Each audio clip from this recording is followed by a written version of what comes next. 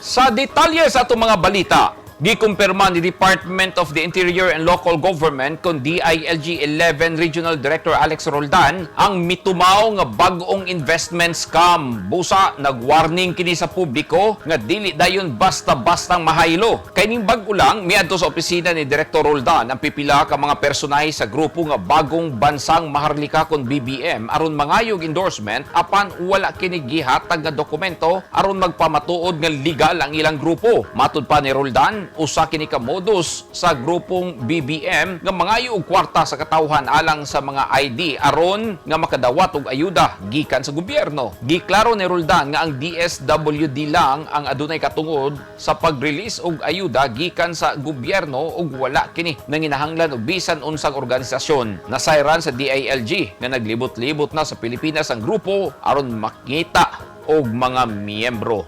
Daladalag, registered daw sila sa Securities and Exchange Commission. Kanang bagong bansang makabayan. Yes, Maharlika, may Maharlika. Bagong bansang Maharlika. Nangadto na sila sa opisina kay nangayo og kanang endorsement. Kay sila na do sila kuan sa actually investment scam ni siya.